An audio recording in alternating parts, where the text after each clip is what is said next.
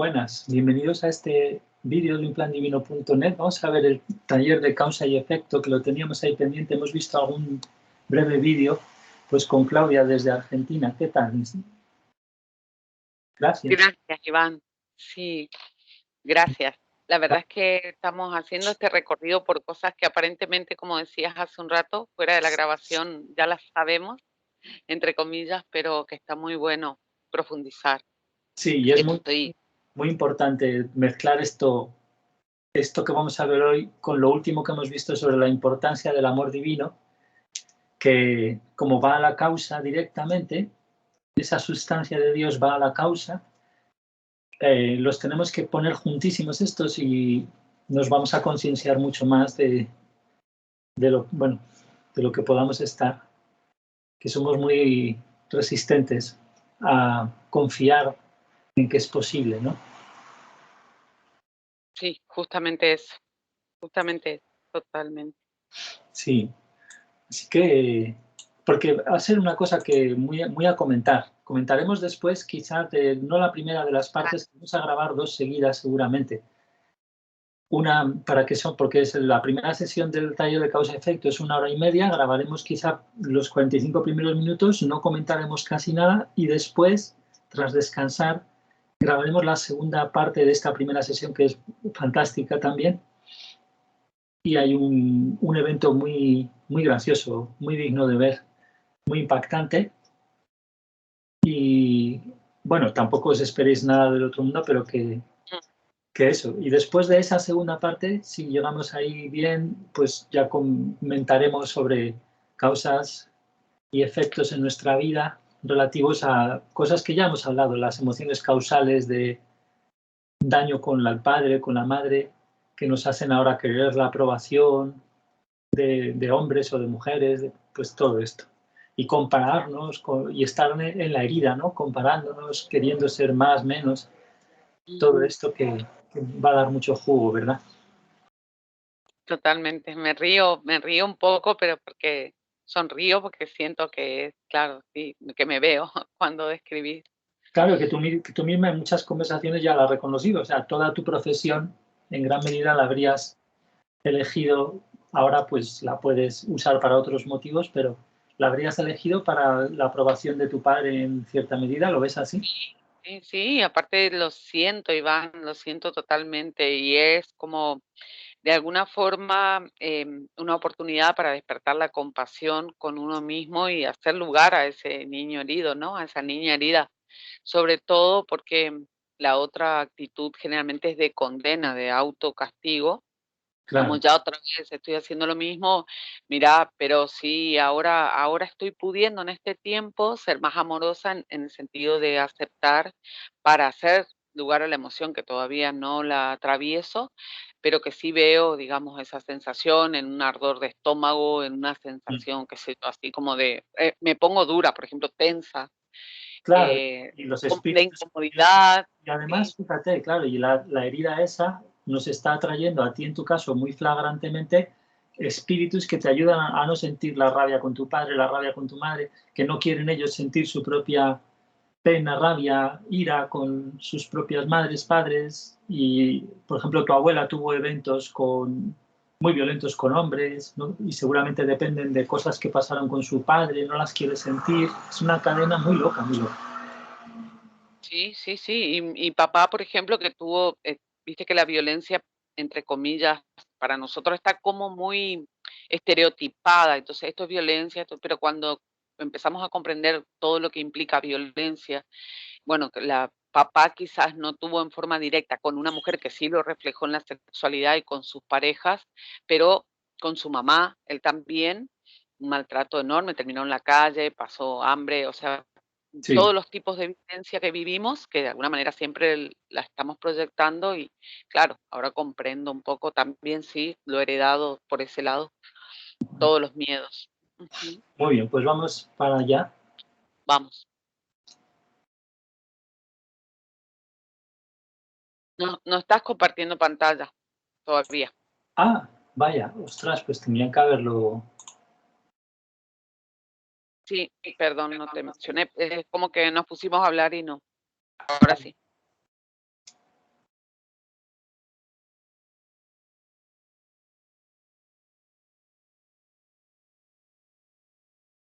Okay, well, I was going to give you the second half of session 2 of the talk, the sleep state, today, but I've decided that I'd like to talk with you. I would like to talk with you about something that I should have talked with you about, and I've mentioned quite a number of different times before, and I should have talked with you about much earlier, I feel. So this is the subject of our talk today. It's part of the God's Laws series of talks, and it's the law of cause and effect.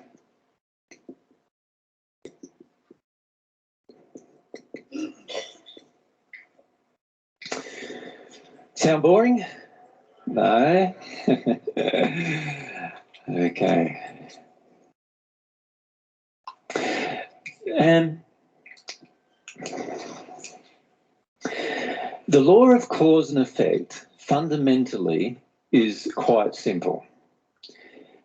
The basic premise of the law of cause and effect is this: that every single thing that ever happened, in other words, every effect, had an underlying cause. So that sounds pretty basic, doesn't it, to understand? Now, what most of the time we do is we then look at that from a very physical perspective. Does that make sense? So, for example, if we get a sore on our arm develop, we look at that and that's the effect, okay, of a cause. And so what we do is we physically start examining the reason why that sore on our arm developed. And it may work out that we were deficient in a certain vitamin or mineral, and all of a sudden the sore developed. Right? And so we see there's a cause, which was the deficiency in the vitamin and mineral, and we then take that vitamin or mineral, and all of a sudden the sore starts healing up and it goes away. And we go, great, we found the cause of that particular event. Right? So this applies from a physical level. And there are many events that have causes that are physical in nature. But when the problem that we face is that we have a tendency as humans to only examine the physical level. And this is where we run into the main problem that we have. And that is, while we are physically centric, while our awareness centres around physical matters, we do not understand yet the true effect of the law of cause and effect. Because this law of cause and effect also applies spiritually. It has a spiritual level. Now, I'm talking here, if we're talking about our body, we're talking about our physical body, right? So we're talking about our actual physical body. If I'm talking about my spiritual, I'm talking about my spiritual body in terms of what happens in my spiritual body. Now let's look at the same thing happening with our spiritual body. Our physical body had a deficiency of a certain type of mineral or vitamin in my previous example that I just gave you. And so the sore developed on my right forearm. All right? Now, if I have a deficiency of a certain mineral or vitamin, why does the sore develop on my right forearm and not on my left forearm or my left bottom or my right foot or whatever? What's going on there? Why is it happening in the left side of a certain location? So we've got to understand that the physical part is not everything that's going on. Because if it was everything that was going on, our whole body would be covered with the same thing and not just a certain location. Huh? So there's obviously something else going on. So what a lot of spirits have done once they've passed over is they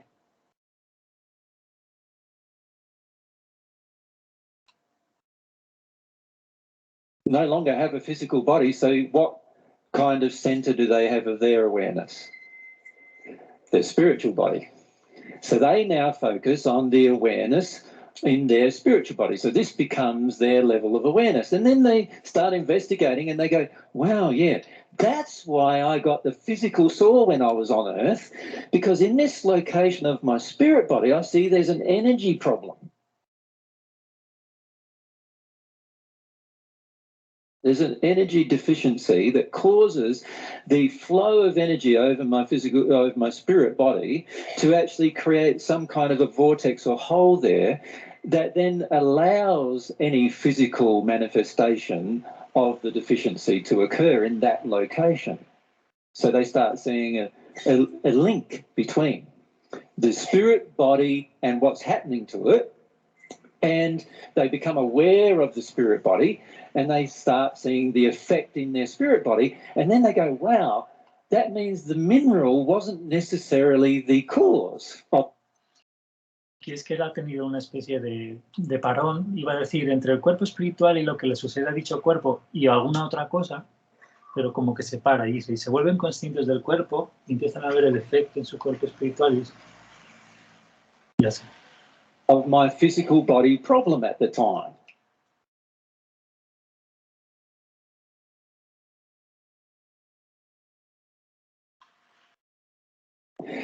What was the cause was this energy problem. And what they do then is they focus their intellect in particular on fixing the energy problem in that location of their spirit form. Does that make sense?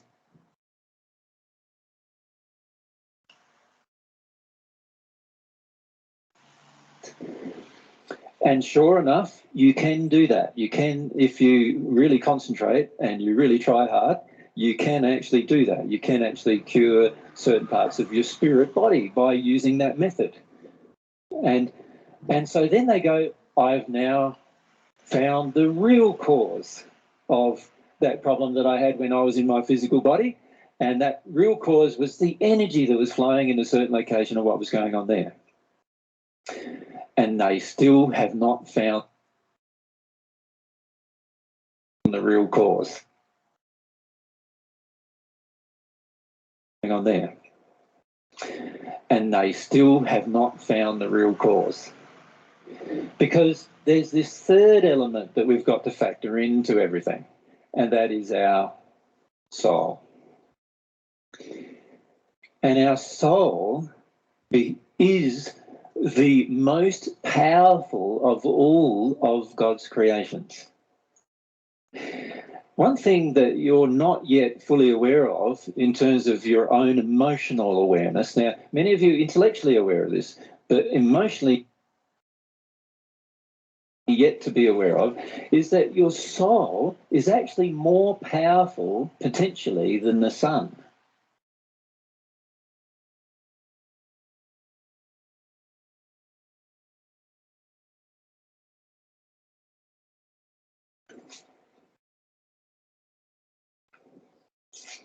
Your soul is able to manage more or higher amounts of energy than the sun can actually emit. Do you understand? This is your potential. So it's not what we're doing right now, obviously, but it's our potential. Our potential, this potential of the soul. Now, the soul,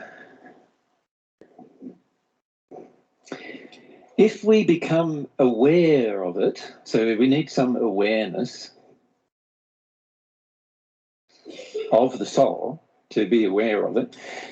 When we become fully aware of the soul, we start understanding its true power and nature. And we start seeing how the law of cause and effect actually is created through what is happening inside the soul. So, in the previous example I gave, physical body had a deficiency of a certain vitamin or mineral in a certain location on my body, and all of a sudden the body developed into a sore. I fed myself the mineral and it cleared up. And then when I passed in the spirit world and I looked at that event, I saw that actually my spirit body, even though I've got rid of my physical body now, my spirit body still has the same problem in the same location.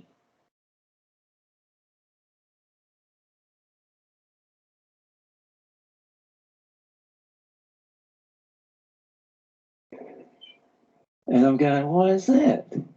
I can't take a mineral now and fix that particular problem, so I go through this process of discovering about the energy systems of my body and changing it and developing the energy systems of my body, and I'm able to repair my body that way, still using my mind to sort all of these issues out. Not understanding that the true cause is actually something that's even deeper than that. It's actually something that's going on in my soul. Now, if you look at it from a physical perspective, if you imagine your soul like this, encompassing your two bodies, which are basically at this point overlaid each other. Does that make sense?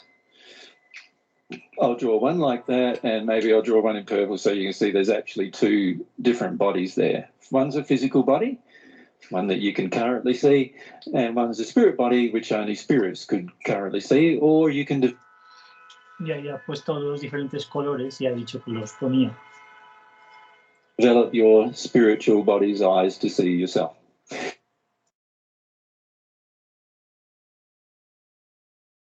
And then you have your soul, something that you can't see and the spirit body can't even see,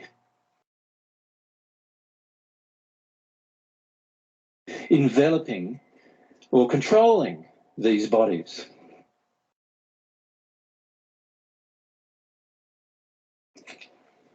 So everything that happens to these bodies, any accident, any event, any attraction, any relationship, any physical harm, any health problem, everything that happens because of what is in the soul. Now, the law of cause and effect has many aspects to it that we need to investigate. And one of the aspects that we need to investigate is how do we go about addressing the effects of certain things? For example, on the previous comment that I made, I suggested to you that the soul controls every accident that happens to this body. Controls every accident that happens to this body. So you walk along, stub your toe, soul controlled that.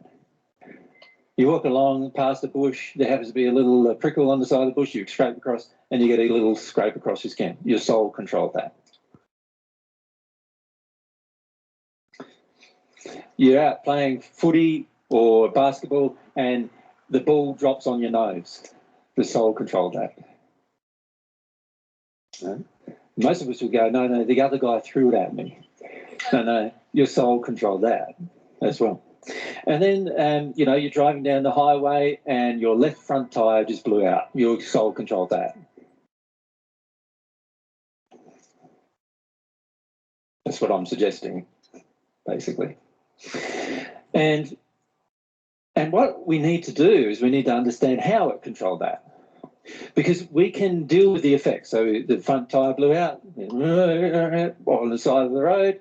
We undo the tyre, put in the spare. Oh, the spare's flat. The soul controlled that.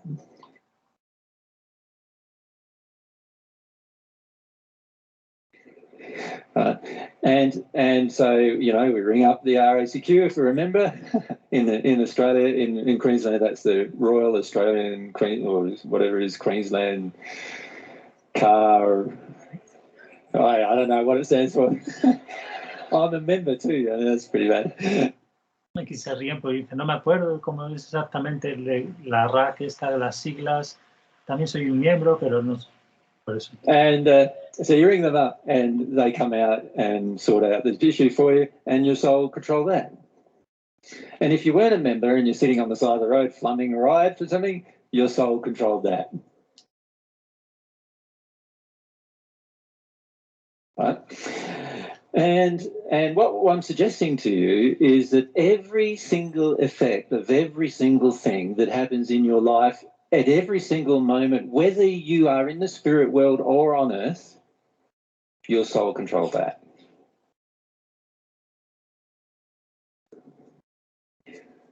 Right? So is that quite an interesting idea, isn't it?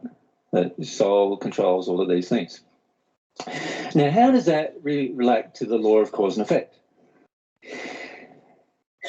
Well, the law of cause and effect also has this side point to it, which is very important to understand, and that is this: that if I attempt to fix the effect, I will automatically be creating another effect.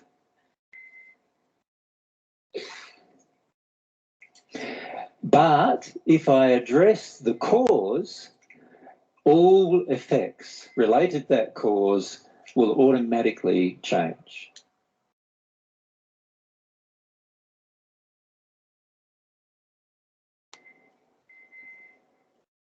Does everyone get that? So let me illustrate how that works, shall we? We'll go into how that works. By the way, ask questions at any time, so fire away if you've got questions. Yeah. Okay. So remember what I just said? I said that if we focus on dealing with or solving the effect, we will in fact create another effect. That's what I said. That often will be of a similar nature or even worse nature. But if we deal with the cause, then all effects associated with that cause automatically are dealt with. They're all solved. They're all resolved. Now, when you get sick, let me give you the illustration. When you get sick, I used to get really sick once a month on the average, for a week. Everyone used to say that I just had a very poor immune system. My mother used to get really worried about me when I was young because I had such a poor immune system. I'd spend a good week of every month home in bed, and often a couple of weeks of every month home in bed, being sick. And it would be usually a combination of asthma, a virus of some kind, and a number of other things all happening at the same time. And so quite often I would be staying home from school dealing with all of these effects. And like quite frequently I would get very, very bad hay fever. Many of you have had bad hay fever, yes? How many of you have ever had bad hay fever, like where everything's just, it's very uncomfortable, isn't it? It's just like, yeah. So I used to get that all the time when I was a child. And so eventually the doctors gave me what you guys would call antihistamines. Yeah? And that helped a lot. Like I would take an antihistamine and the effect would disappear for 4 to 8 hours on the average.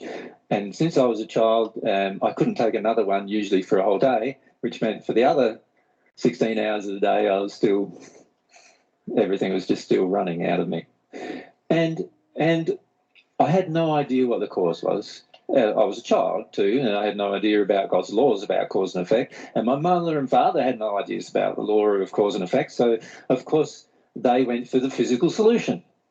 But the physical solution just created more effects. And in the end, I got to the stage where these pills, I became sort of almost allergic to some of them. And so what would happen, I'd have to stop taking them and then find another one that I could take and so forth. And eventually I'd run out of how many I could take, and then I had to get back to just dealing with the effect again. And it was pretty constant. So that's why most of you still see me carrying around handkerchiefs.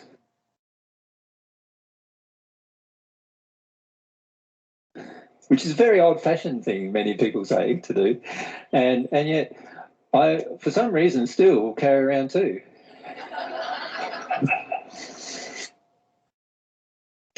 And what I find happens now is they do get used, but not by me. Usually they get used by someone who's crying that I've caused to cry, but so I give them my hanky.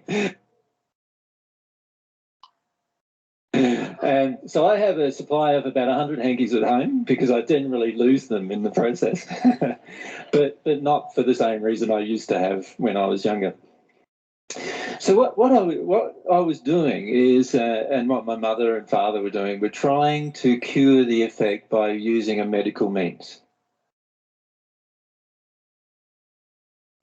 And I never had any success with that all of my life. And it wasn't until I was 34 years old that I stopped having hay fever. And I can remember the events that caused it. I started crying. Before then, I didn't cry at all. And I started crying when I was 34 years of age. And when I started crying, I noticed all my hay fever stopped.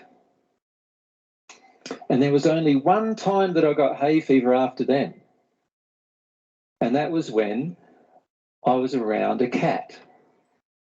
And then I'd get hay fever. But other than that, I could walk through a field of wheat, not a problem. Before then, if I walked through a field of wheat, I'd be hospitalised, usually for a couple of days, with all of the different effects of doing so. And on a number of occasions, I nearly died before I got to the hospital, walking through a field of wheat. And then after 34 years of age, I could walk through a field of wheat, I could run through a field of wheat and not be affected at all, because I started crying.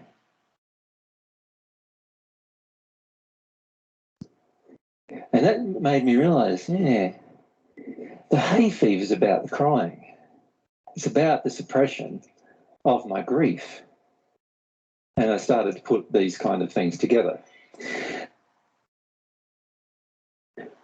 And so, but there was still this problem where it was the cat, you know, every time I was around the cat, bang, it would start again.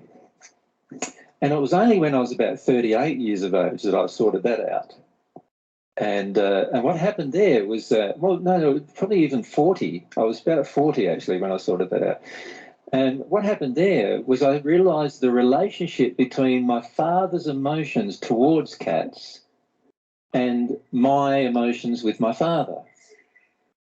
And once I realised there was these relationships going on where my father disliked cats, and he used to get quite angry with cats.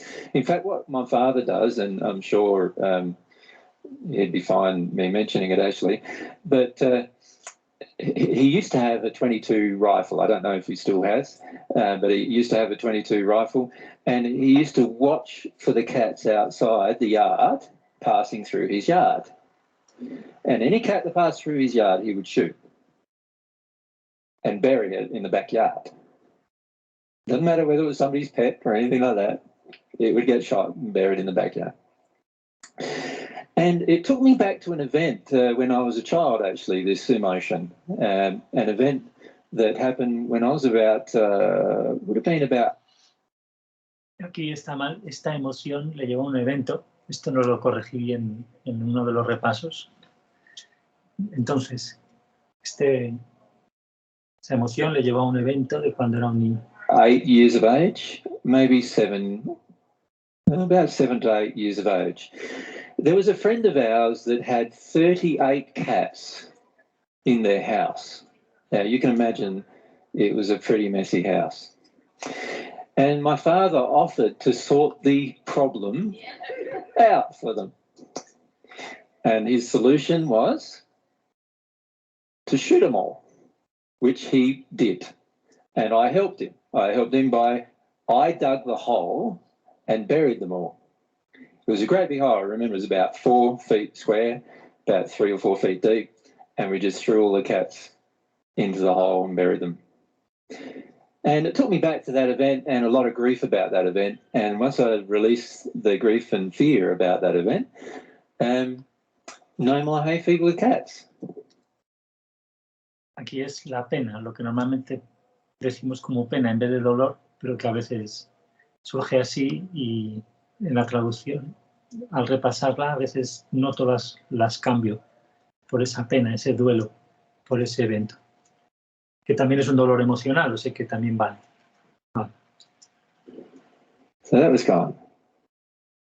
Now, what I'm illustrating by that experience is that we can deal with the effect by taking pills, all these kind of things. That's fine. It's up to you to do that. It's, you know, it's your health and your life. You do what you want. However, it cannot permanently address the problem. And we need to understand this, that The only thing that can permanently address a problem is dealing with the cause of the problem, the actual cause of the problem, not what we imagine or hope the cause to be. Linda, you would like to ask?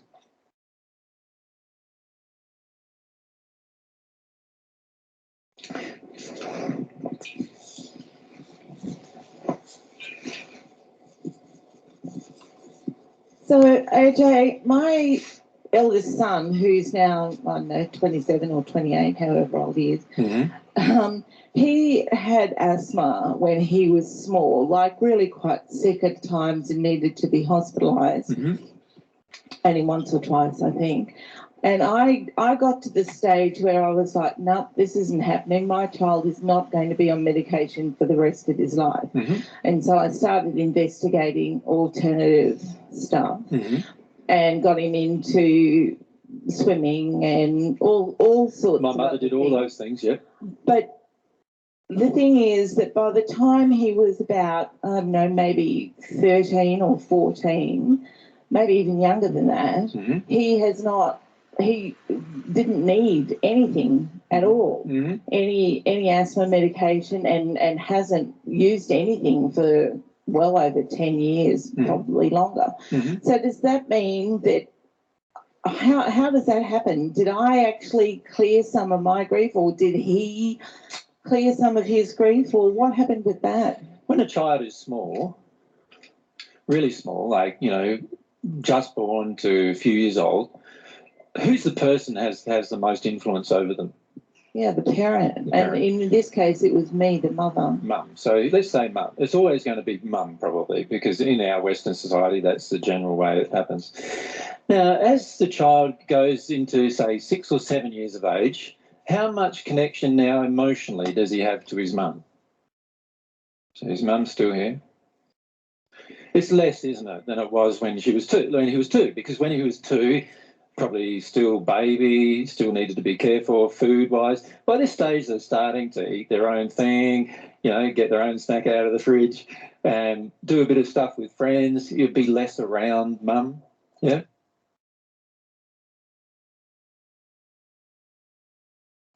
And then by the time they're like 13 or 14, what's happening now? Well, they're usually quite independent and making a lot of decisions for themselves. Doing their own thing, having their own life, so forth. Almost every child onset disease has nothing to do with the child. It has everything to do with what the parent is doing emotionally, what's going on in the parent's own soul. Now, what causes asthma is a fear of grief that you don't want to feel. Yeah, that's true, because I know that I've done a bit of processing around it, and I realised that his grief was that he had this huge job to fulfil because I needed somebody to love, and I didn't want to feel my grief around being alone.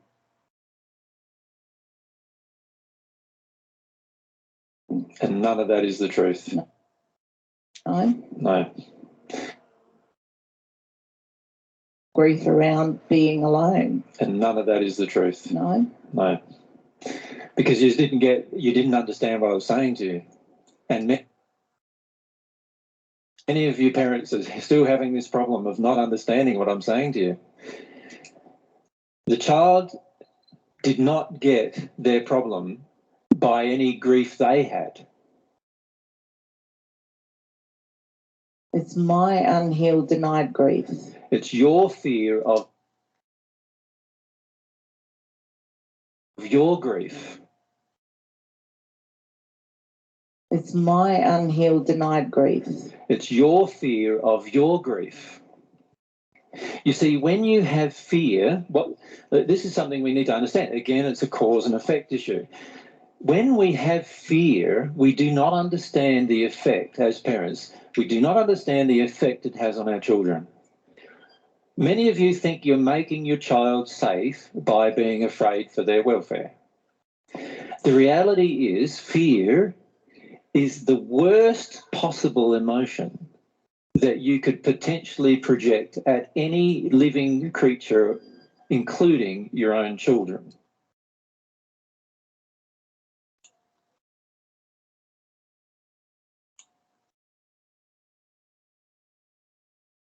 Your own fear is the worst. Now, how do you project it? By not owning it, by not actually feeling it. That's how you project it.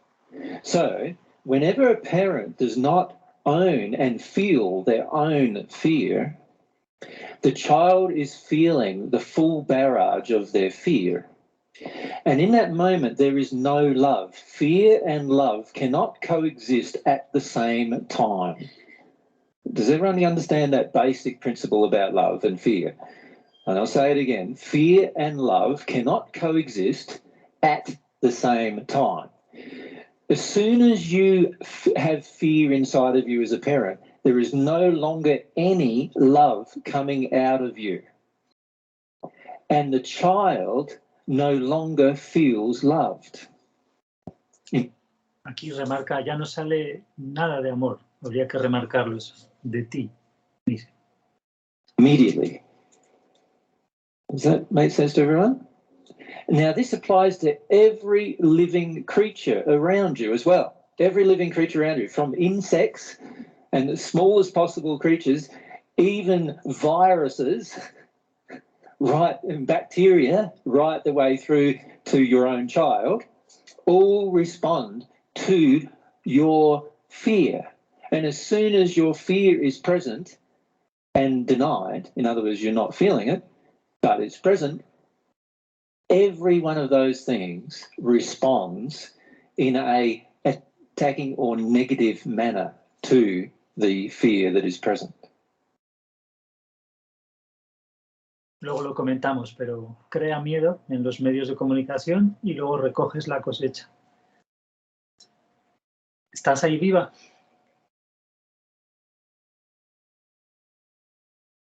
Sí, totalmente. Acabo de tomar nota.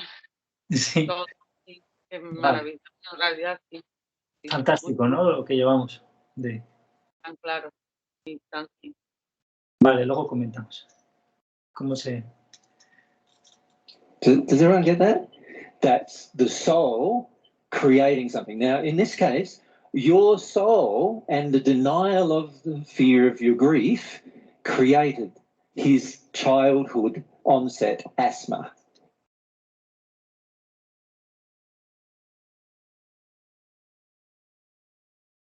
And as he grows, he disconnects from his mother more and more and more, and therefore is less connected to mum's emotions.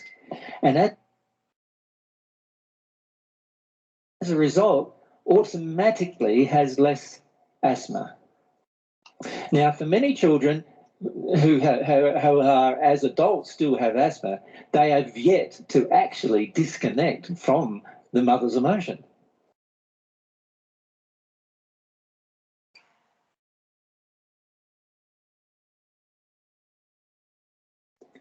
And therefore have yet to disconnect from her fear of her grief.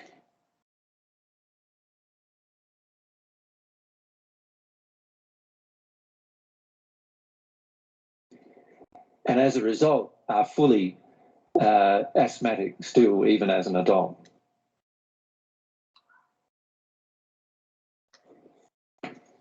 So basically we both still have to deal with our grief separately now as adults. Well, no, his grief is very different to yours. Yes. His grief is that while you had a fear of your grief, he did not feel love. His grief is that while you had a fear of your grief, he did not feel loved. So his grief is about not being loved. Your grief is not about that. Your grief is about different things. Do you understand? So they are very different emotions, and one is the grief in him is a result of your creation, but it's not the same emotion you have. And that makes sense. Does it make sense? Yeah. And this is what we forget as parents, is we're forgetting that it's our emotion denied that is now projected, and the child automatically, not only the child, every living organism around us responds to that denied emotion.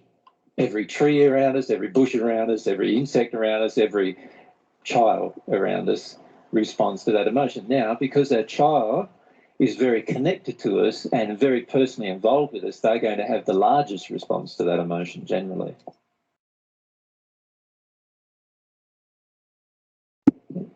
So because he's the eldest, he was the one that was most affected by my denied grief, because none of the others had asthma. Yes, because usually a mother has the most fear of anything when she's the first-time mum.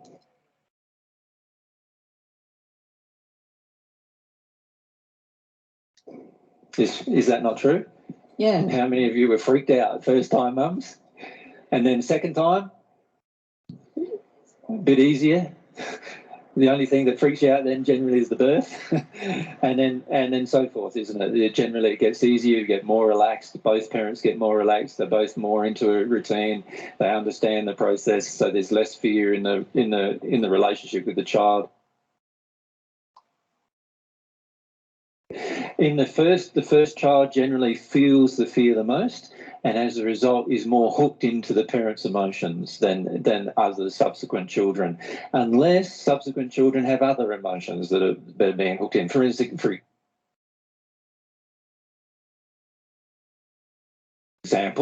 sometimes the first child is not the most approved of child because they felt the most fear, right? And therefore they had the largest fear response. You find in many households, in fact, that the first child has the most physical ailments as well for the same reason. And then subsequent children often have less, but that is not a rule. It's just a general thing that happens for many families because many families have dealt with some of their fear by the time the second child comes along. And then by the time the third child comes along, there's less fear and more projection of investment.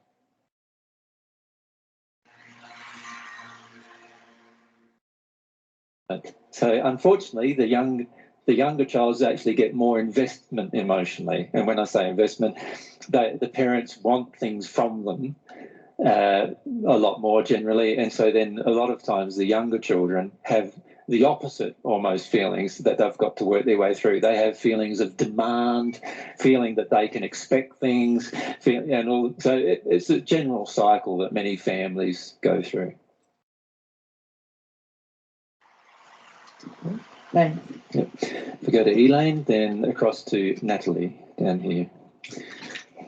With a child that's been labelled autistic, is it generally one major emotion, or because there's, I believe, born sensitive, is it several? They're getting a whole barrage. They're getting a whole barrage. An autistic child is very sensitive emotionally, and they do not have any sense of themselves emotionally. So the only thing they can feel as a result of them not having any sense of themselves, which of course is related to their parents' condition as well,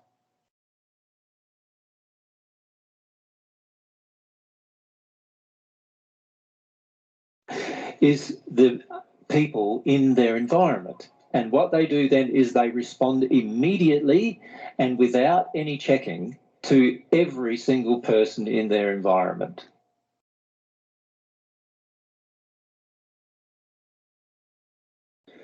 And this is why many parents of autistic children notice that when the parent's a bit more afraid or a bit more stressed out, the child acts worse or differently, and they can see the relationship, not understanding the cause. The cause is the soul of the parent, not the soul of the child.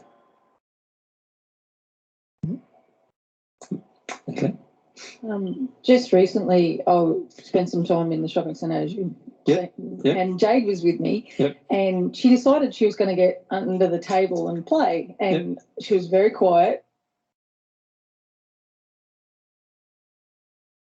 And I was with a customer at the time, and I just looked around and I couldn't see her, and I just, 5 minutes went by and I was like, where did she go? Because normally she would say, oh, I'm just going to the toilet, I'm just going to do this. Yeah. And so the adrenaline starts pumping. Yeah. I'm feeling quite sick in my stomach. My question is, am I living in my fear in that place?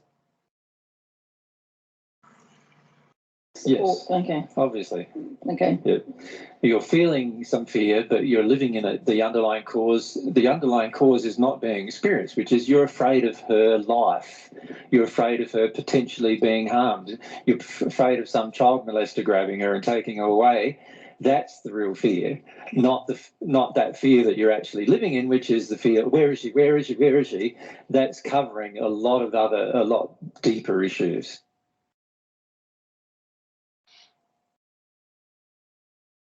Okay, yeah. Thanks. Yeah. If we just pass the mic back one row. So if what she was explaining about the child, so the fact that the child was missing was caused by the soul fear.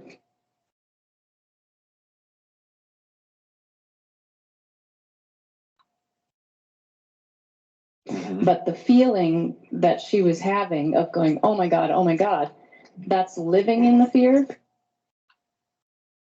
That's living in the fear, not addressing the real cause. And as a result of that, she's in denial of the real cause, which means the real causal fear is being fully expressed and therefore fully felt by all of her environment. Okay, so what would be dealing with the fear? Would she, like, how, because like I'm feeling fear now in speaking. Mm-hmm. So dealing with a fear is a bit different, because dealing with a fear is you won't go into a panic and try to do something. You see, what we do when we're in a lot of, and we're talking here about emotional fear. Obviously, physical fear responses are a little different in the sense that you're afraid of something, like you pull away from it. There's a physical protection of your body there.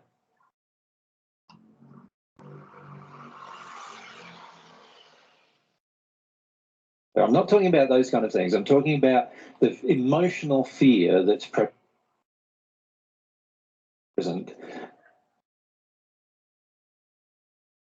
Not talking about those kind of things. I'm talking about the emotional fear that's present inside of us that we feel in a situation like this.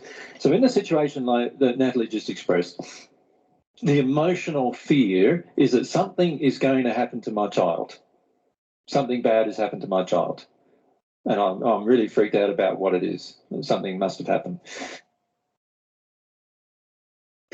And of course, when you think about it from a suggestive perspective, the chances of something bad happening are quite low.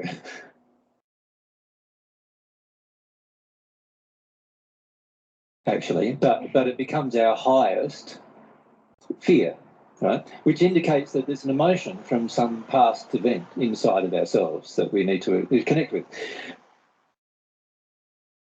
So if we act and try to find the child, right, without dealing with the fear, without actually feeling the fear, the reality is there's a high likelihood we won't find the child.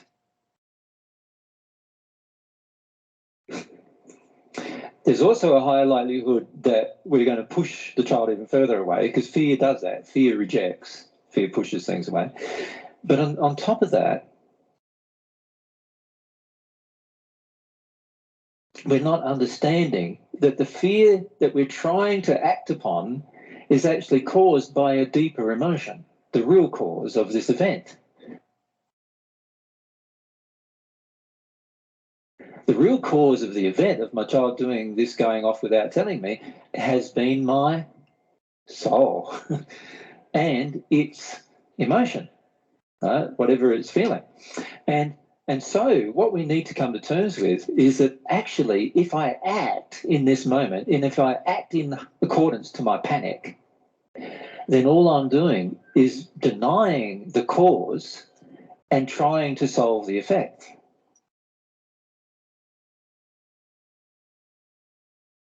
Right? Which means, as I said earlier, I'm going to create another event of a similar type down the track, that may even be worse in its nature than this particular event, that is attracted to me in this particular moment so that I can access the actual cause that created this particular event.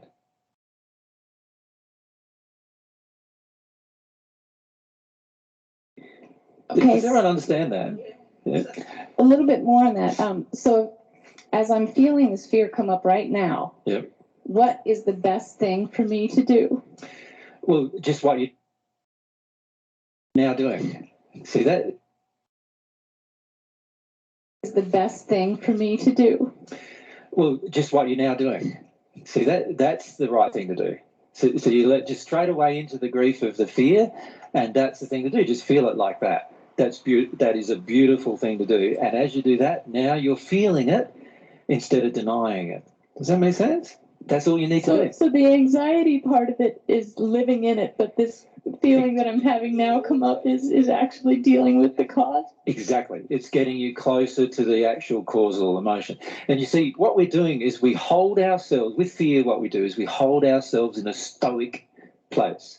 You understand what I mean? You hold yourself in a place where you don't feel the underlying emotion that needs to come out before you access the cause of this fear that you experience. So if you get up in front, or you got a mic in your hand and you begin to speak and you can feel that there's fear there, and then you shove it all back down without going into those the fear tears, I'd call them, without going into that, then what's happening is that you are shutting down the underlying cause of the fear that you're experiencing. Now, intellectually, you think, oh, no, I'm just trying to ride the wave of it and get over it because I want to ask this question. But the reality is you've just shut down your soul to ask the question. Whereas now your soul's open asking the question. Very different. Does that make sense?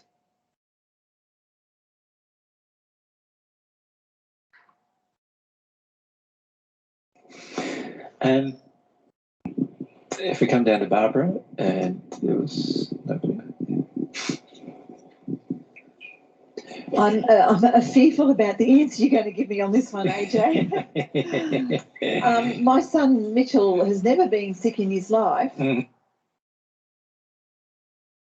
But when he goes away and he comes home, he always comes home sick with a cold. Or within the few days of arriving home. So I always put it down to, well, what did you eat while you were away, darling? You know, you didn't look after yourself, you know, like Mum looks after you. So what's that about? What do you think it might be about, Barbara? Well, I've got this deep-seated fear that you're going to say... Go with your fear. I didn't want him to come back. And he felt that. No, that's not fear. I didn't want him to come back. And he felt that. No, that's not what I'm going to say. Thank you. Well, I don't know why you thank me. If it was the truth, I would say it. Whoops. What do you think it might be?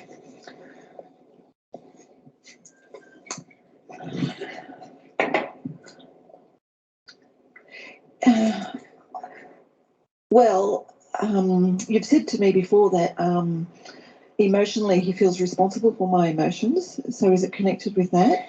Yes, it is very connected with that. Yes, very connected with that. And many of you don't realise that when I give you a general one-line comment, there's usually a lot in it, yeah. Right?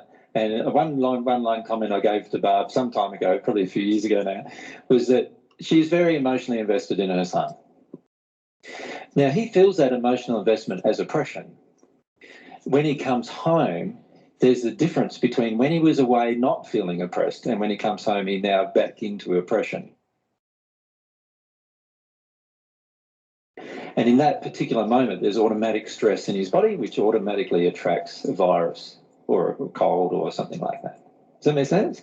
Because when he's with you, he does not notice that he's being oppressed so much as when he's not with you and comes back. Does everyone understand why that's the case? So if you're living in a situation that you tolerate or have to tolerate, you get used to it, don't you? Have you found that with your sense of smell? You can be right next to a sewage plant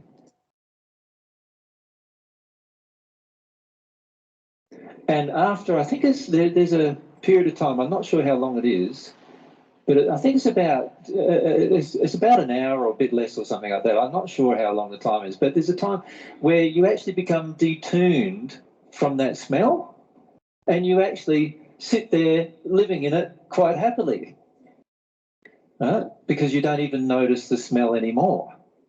And it's very much like that with your life. We're often sitting in deep levels of fear and other emotions in our life, not realising what's getting projected at us because it's normal. We've become desensitized. It's the old adage that if you put a, what does it normally use, a frog or a frog into boiling water, of course he'll jump out straight away. You put him in cold water and you heat it up slowly, he will stay and boil to death. And we're exactly the same.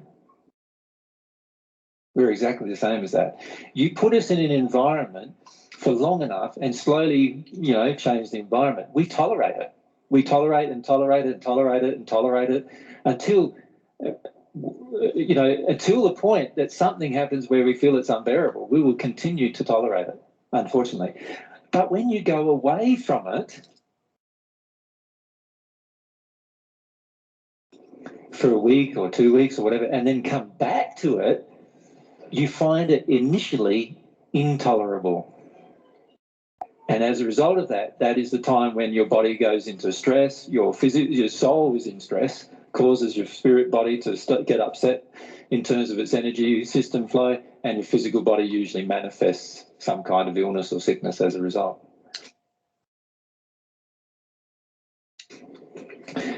So he's telling you... I knew I wasn't going to like your answer. You knew you wasn't going to like the answer, but it wasn't the one you were expecting. But he's telling you that he still feels this terrible feeling of emotional investment that you have in him.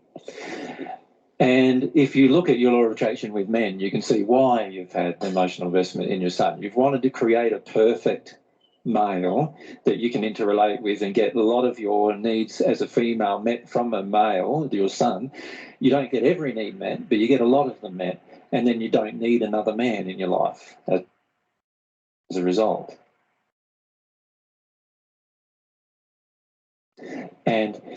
And this is the projection that he feels every time he comes home, every single time. And so it's an indication that that's not healed inside of you. He will actually enjoy coming home, and you will actually enjoy him either leaving or coming home. Either way, it won't bother you once you work through that emotion. Can you see again the relationship between the cause and effect? Like you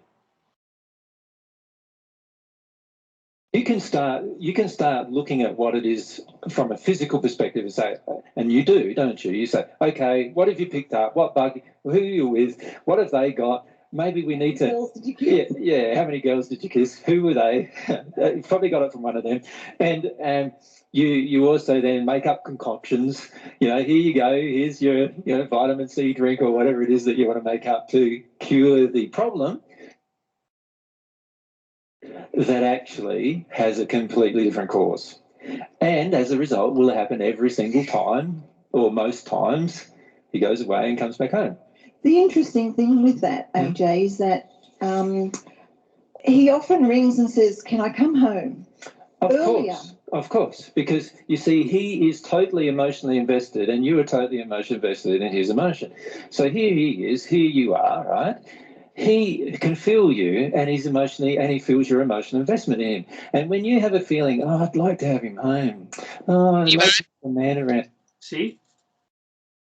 Iván, ¿me das un momentito? Ana Paula tiene un ataque de pánico. Vale. Dame un momentito nomás a ver si la puedo ayudar a respirar. Bien. Ya vengo.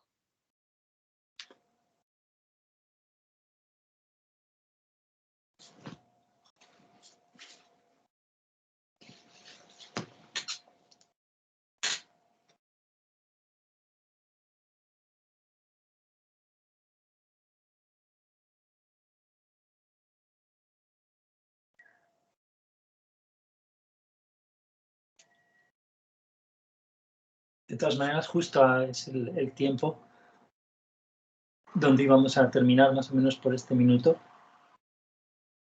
cuando acabe este caso de Bárbara, de Bar.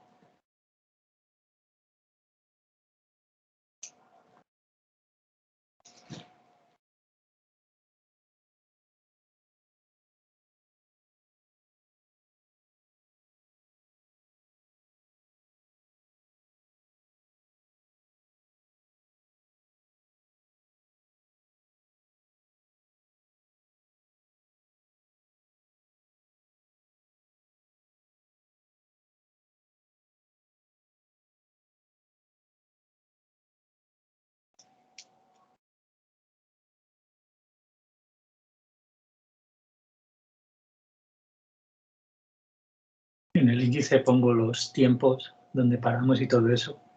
Aunque, como he dicho, no sé si seguir un momento, pese a todo, porque como lo íbamos a parar y luego lo vemos con ella, lo poco que queda para esta primera parte.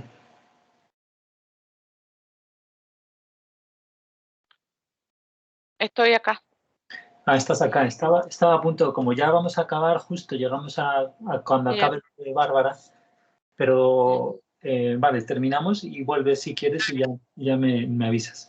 Ahí está, ella no, o sea, está trabajando, entonces quise, porque hay una clienta que se está haciendo las uñas y no quería como que el desborde, pero porque yo estoy en la casa, pero ya le ha pasado estando sola. Pero está bien, me dijo que me avisa cualquier cosa. Sí, terminemos, tranquilo, Vale. dale.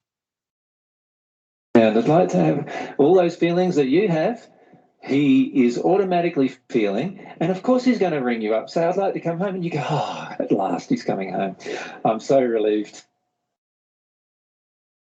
That's exactly what happened just this week. Yeah, sorry about that. Yeah. So again, he's just showing to you, and see, this is where we go as a parent. But he wanted to do it. Yeah, of course he wanted to do it. He's emotionally invested in you for the whole of his life. Of course he wants to do what you want him to do. That's what he wants. He thinks that is what he wants. He doesn't have the freedom to make any other choice, and that's the cause.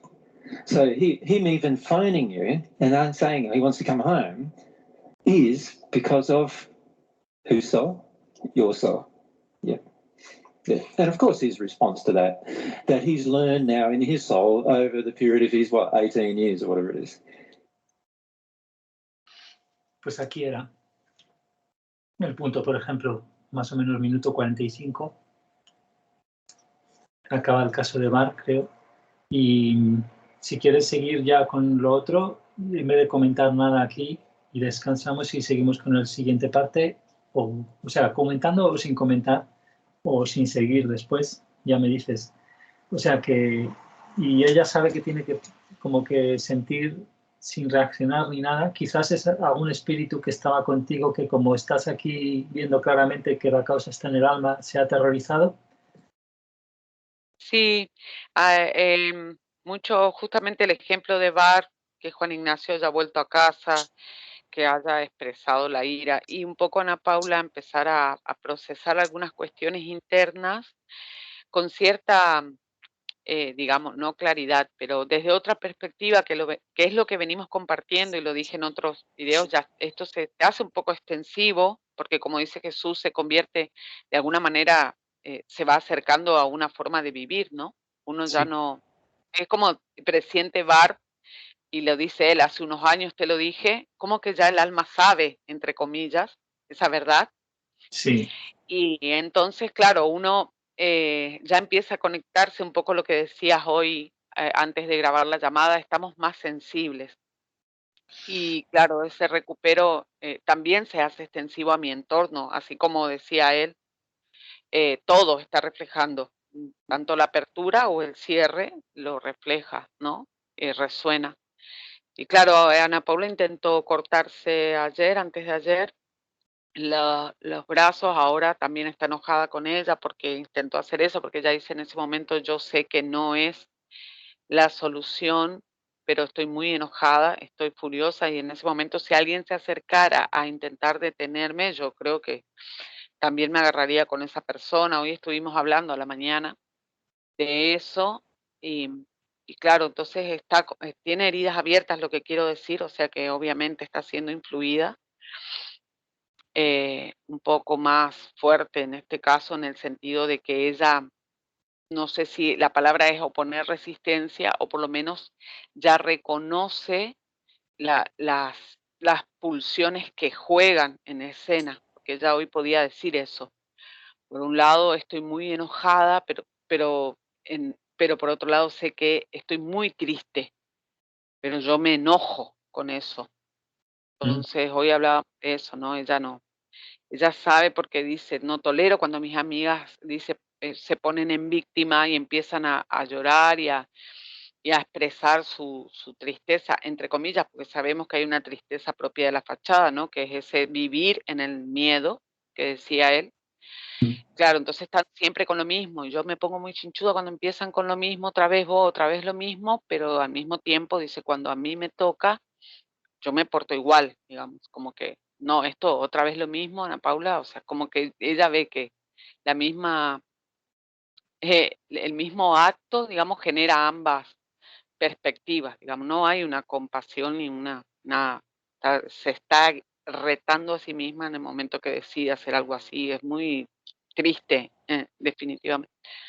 Claro, y bueno, entonces que siento que es esto que decís vos, por ahí uno seguir confiando, y cada vez que vemos cada material y se esclarece tanto, esto de ir a las causas y de realmente conocer a fondo, por lo menos intelectualmente en principio, que ya provoca un alivio. A mí me resultó muy importante saber esto, porque no lo ataqué ni tampoco le pregunté qué quería hacer. Bueno, buscó sola, llamó a una psicóloga con la que estuvo hace un tiempo, me dijo la semana que viene me voy a ver a Celina, y así como que sí, ella puede ya tomar algunas decisiones un poco más propias y de compromiso, ¿no?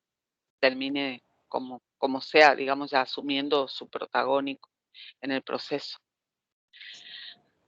Pero sí, y sobre todo yo con adueñarme de lo que siento. Eso. Sí, Así porque que sí. aquí, claro, estos miedos a sentir ha sido muy gráfico en los ejemplos. Los evitamos, los miedos a sentir una pena, ¿no? Por lo que le pueda pasar a Ana Paula, en el caso de la madre de esto de Miller, lo que le puede pasar a la niña que se escapaba por ahí.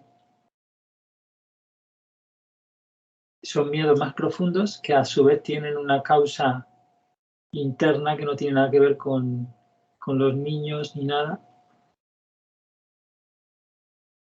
Es una cadena de alguna pena con respecto a la propia infancia, ¿no? O peligros de muerte propios, faltas de amor desde el útero y cosas así, nuestras propias, claro, que están súper abajo en toda la cadena de...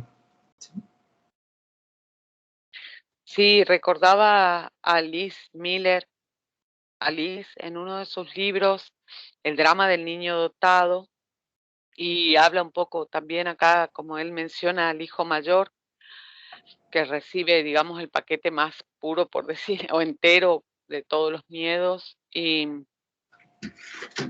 tiene como, de alguna forma, coherencia con lo que dice Alice, que es como no es una verdad absoluta, pero se acerca, ¿no? A la verdad de cómo esas personas tienen el deseo de poder ayudar. Es lo que Ana Paula decía hoy, yo quiero ayudar. Y te contaba en un video anterior, que no sé si lo hablamos dentro de una llamada grabada o no, que hubo un chico acá de nuestro entorno, compañero de Pablo, que intentó suicidarse. Es Sí, como lo he que estado en una llamada sí, también de las sí últimas se siente, grabaciones. se sienten muy movilizadas cuando están hacia afuera, o sea, como que esa capacidad surge así un poco esa inversión emocional, como decía J, claro, pero para uno mismo no sentir lo propio, ¿no? Tal cual. Claro, y esto fíjate que lo tenéis muy potenciado por espíritus que llevan mucho tiempo con vosotras, que están en la misma historia, con una rabia muy grande quizá también hacia hombres, y la propia, Sí. y es una locura de enfado, que imagínate, ¿no? Si eres un espíritu que siente muchísimo y estás acostumbrado durante años a aplacar tus heridas mediante medio poseer a tu familia, pues claro, en el momento en que se empieza a dar cuenta tú, que eres una de las principales, ¿no? Influidas por, sí, parece, ¿no? Por vuestra abuela, Sí.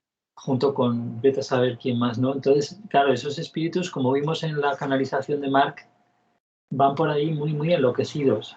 Y nosotros, la mayoría de nosotros, incluso nosotros mismos, no sabemos la brusquedad del cambio que supone la muerte, el enloquecimiento que puede suponer darse cuenta de todo lo que hemos hecho en el estado de sueño repentinamente, etcétera.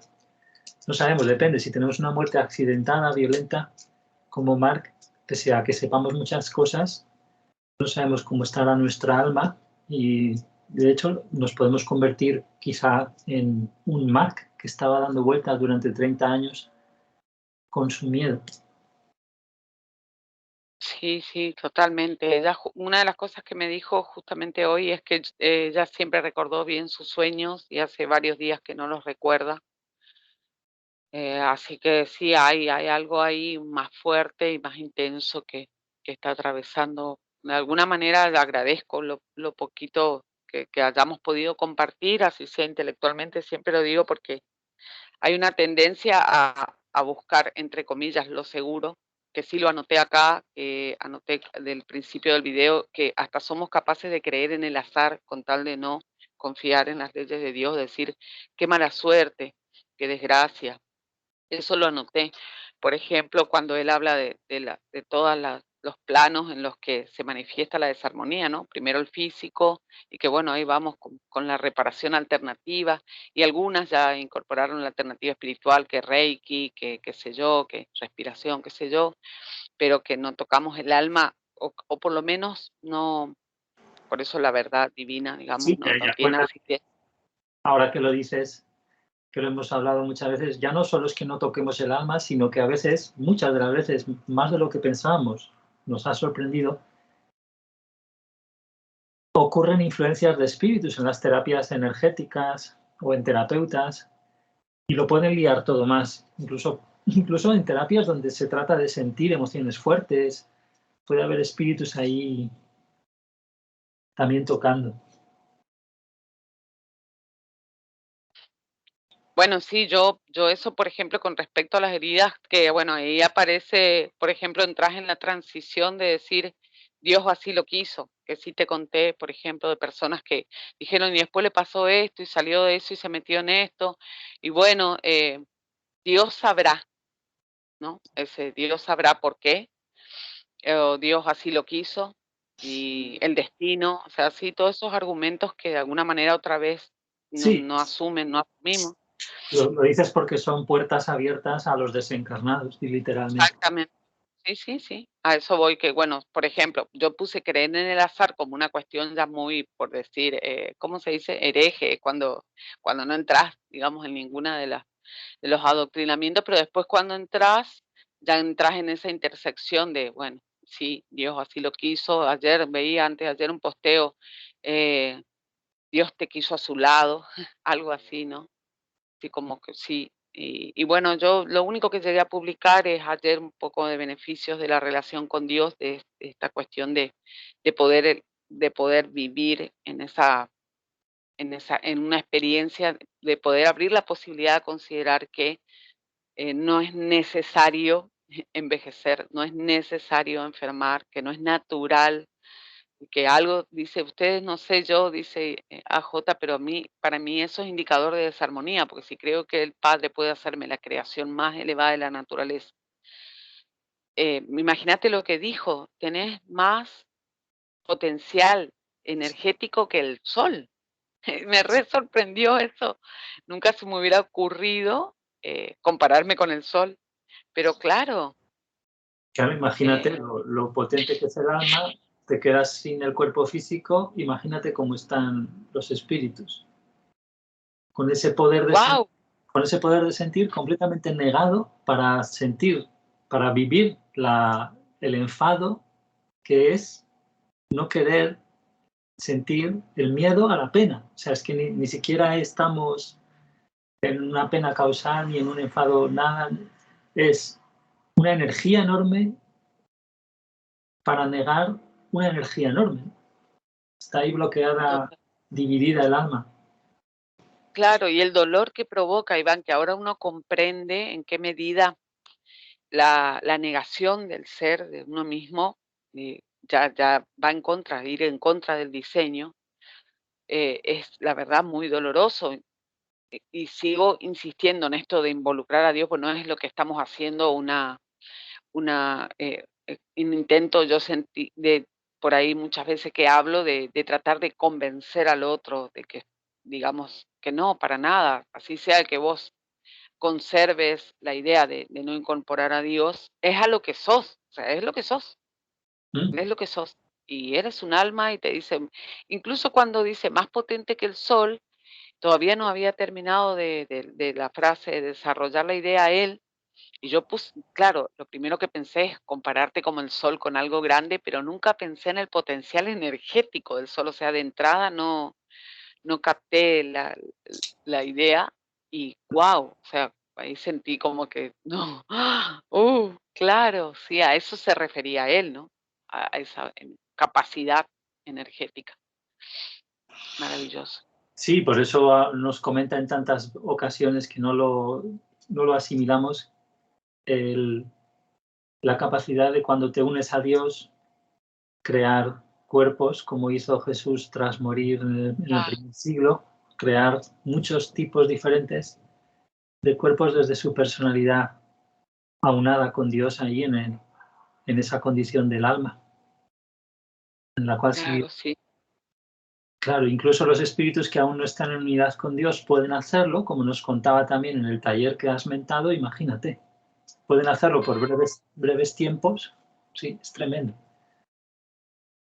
Bueno, y a mí, a mí me da mucha ganas, al haberlo leído, ya he visto que, no sé si he parado en ese momento, cuando habla del miedo, y que se proyecta hacia afuera y entonces el entorno lo lee, ¿no? Y fíjate la cantidad de meses que hemos estado proyectando miedo sin que haya motivos por los medios de comunicación en el 2020 durante 3 meses, y esto es lo que habría pasado en realidad en todas las pandemias a lo largo de la historia. Porque la gente encerrarla en casa atemorizada durante semanas es lo que podían hacer. En cuanto hubo ya ciudades, la gente ya menos en el campo, eran las condiciones perfectas para crear muerte y pánico y destrucción, y de eso se alimentan los desencarnados en gran medida, que quieren las adicciones satisfechas al control, y si nosotros no tenemos miedo no hay control, no hay sexo por el sexo, no hay poder.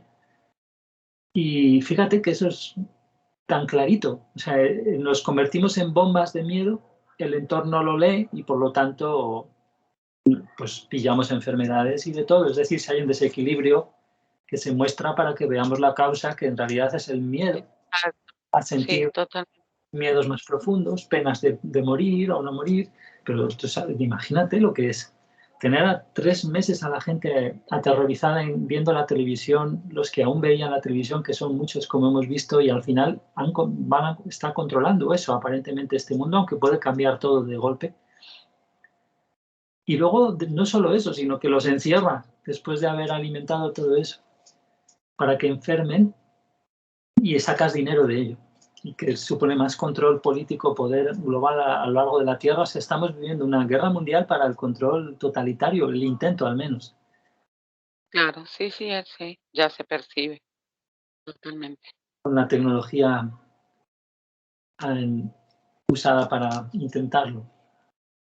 Bueno, entonces, sí, paramos si quieres 5 minutos y me cuentas, descansamos mucho y bueno, dejamos de grabar ya, despídete del amado público y vamos a ver qué tal en la siguiente. Muchas gracias, yo también me despido. Muchas gracias, Iván, sí. Vale, voy a parar espera que no me funciona el Skype. No he parado ahora.